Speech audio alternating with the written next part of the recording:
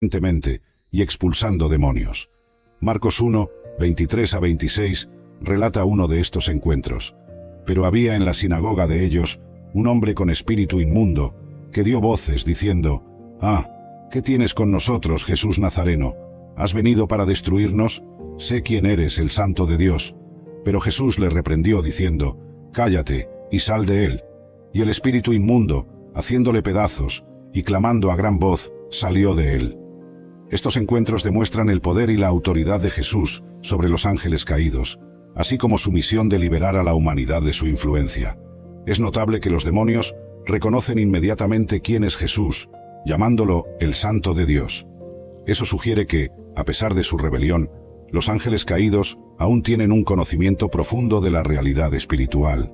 El miedo expresado por el demonio, «has venido para destruirnos», indica que están conscientes de su destino final y del papel de Jesús en su juicio. La facilidad con que Jesús expulsa al demonio demuestra su autoridad suprema sobre todas las fuerzas espirituales, buenas o malas. La pregunta que muchos se hacen es: ¿por qué Dios permite que los ángeles caídos continúen existiendo y ejerciendo influencia en el mundo? Las Escrituras no nos dan una respuesta directa, pero podemos inferir algunas razones. En primer lugar, la existencia continua de los ángeles caídos sirve como un testimonio de la justicia y la paciencia de Dios. En 2 Pedro 3, 9, leemos: «El Señor no retarda su promesa, según algunos la tienen por tardanza, sino que es paciente para con nosotros, no queriendo que ninguno perezca, sino que todos procedan al arrepentimiento». Este versículo, aunque se refiere principalmente a los seres humanos, nos da una visión del carácter de Dios. Su paciencia al tratar con el mal demuestra su deseo de dar a todos la oportunidad de arrepentirse y volverse a Él. Además, la presencia continua de los ángeles caídos sirve para resaltar la gravedad del pecado y sus consecuencias. Viendo el estado caído de estos seres otrora gloriosos, somos recordados del poder destructivo de la rebelión contra Dios. Además, la presencia de los ángeles caídos en el mundo sirve como una prueba y una oportunidad de crecimiento para la humanidad. Santiago 1, 12 nos anima: «Bienaventurado el varón que soporta la tentación, porque cuando haya resistido la prueba, recibirá la corona de vida que Dios ha prometido a los que le aman». La resistencia a las tentaciones e influencias de los ángeles caídos fortalece nuestra fe y nos acerca a Dios. Este proceso de tentación y resistencia es parte integral del desarrollo del carácter espiritual.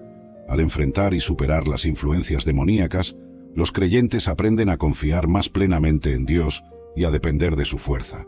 Además, la presencia del mal en el mundo nos da la oportunidad de ejercer el libre albedrío de una manera significativa. Al elegir seguir a Dios en un mundo influenciado por fuerzas malignas, demostramos nuestro amor y lealtad a Él de una manera que no sería posible en un mundo sin tentaciones o desafíos espirituales. Es importante notar que, aunque Dios permite que los ángeles caídos continúen existiendo y ejerciendo cierta influencia en el mundo, Él ha establecido límites claros para sus actividades. El libro de Job nos proporciona un ejemplo claro de esto. En Job 1, 12, vemos a Dios estableciendo límites para las acciones de Satanás.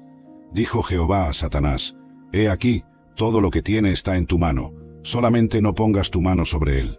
Este pasaje demuestra que, aunque Satanás tiene cierta libertad para actuar, solo puede hacer lo que Dios permite.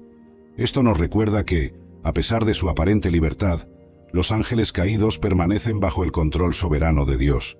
No pueden hacer nada sin su permiso. Es activada por alineación. Imagina esto: una tormenta violenta se aproxima. Dios ha preparado una habitación fortificada con provisión, con paz, con dirección, te da la ubicación, te muestra el plano, y aún así decides quedarte afuera, porque parece que no va a llover tanto. Eso es exactamente lo que hacen muchos cuando ignoran advertencias proféticas como esta. Quieren seguridad sin rendición, quieren victoria sin obediencia. ¿Qué significa posicionarse bajo cobertura? No es solo orar, es detenerse, revisar tus alianzas, examinar tu ambiente, filtrar lo que escuchas y cortar lazos que están abriendo grietas en tu atmósfera espiritual. Hay gente que ha estado siendo drenada espiritualmente por conversaciones innecesarias, por relaciones que contaminan, por ambientes donde Dios no respira. Y mientras se preguntan, ¿por qué me siento tan vulnerable últimamente? La respuesta no está en el ataque, está en la posición. Estás saliendo del refugio cada vez que priorizas lo urgente sobre lo eterno, cada vez que eliges lo emocional en lugar de lo espiritual, cada vez que apagas tu discernimiento para complacer a tu entorno. No lo olvides, el enemigo no puede tocarte cuando estás bajo la sombra del Altísimo. Pero si decides salir, si eliges exponerte por descuido, orgullo o ansiedad, no culpes a Dios por lo que tú mismo abriste. Hay ataques que no son pruebas, son consecuencias de desalineación. Y aquí va una revelación. La cobertura divina no es un premio para los buenos, es una estrategia para los conscientes, para los que entienden que estar escondido en Dios es más poderoso que cualquier plataforma, visibilidad o momento. Muchos han perdido batallas porque se expusieron antes de tiempo, porque quisieron responder a críticas cuando Dios les dijo calla, porque insistieron en avanzar cuando Dios les dijo espera, porque bajaron la guardia cuando más necesitaban estar despiertos. Y estos días, 9 y 10 de julio, no perdonarán distracciones, porque cuando la atmósfera espiritual se intensifica, todo lo que está fuera de cobertura se vuelve blanco fácil. Pero aquí está la buena noticia. Tú no fuiste llamado para ser presa. Fuiste diseñado para ser intocable, para habitar en el lugar donde el caos no te alcanza, donde el miedo no entra, donde la confusión no vive. Dios ya preparó ese lugar, pero Él no va a forzarte a entrar. Él extiende la invitación, y tú decides si la ignoras o la honras. Y ahora, escucha bien esto, porque es donde muchos tropiezan. La cobertura no se pierde con un pecado aislado, sino con una actitud persistente de independencia espiritual. Cada vez que crees que puedes sin Él, te estás saliendo del refugio. Cada vez que racionalizas lo que el Espíritu ya te confrontó, te estás saliendo del refugio. Cada vez que juegas con la desobediencia, como si fuera liviana, te estás saliendo del refugio. Y cuando llegue el 9, cuando el 10 golpee, vas a necesitar algo más fuerte que motivación. Vas a necesitar cobertura real. Porque lo que viene no se resiste con fuerza humana, se resiste con posición espiritual.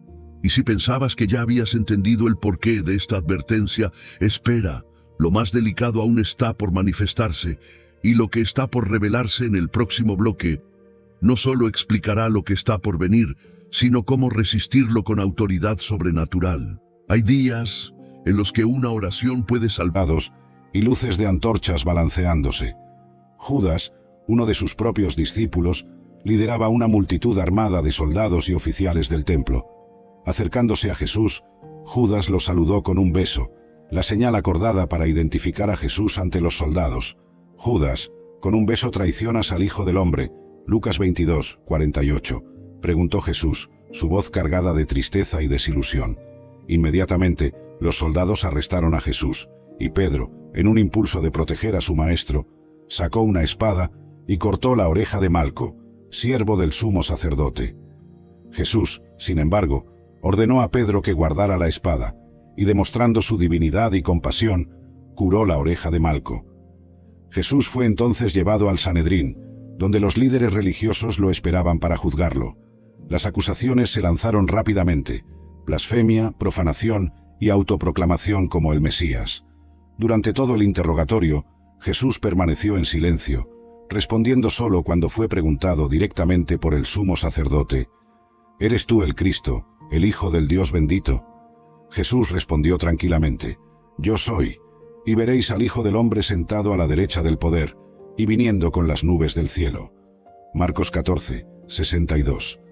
Esta respuesta enfureció a los líderes religiosos, sellando su decisión de condenarlo a muerte. Como los judíos no tenían autoridad para ejecutar la pena de muerte, Jesús fue llevado al gobernador romano, Poncio Pilato.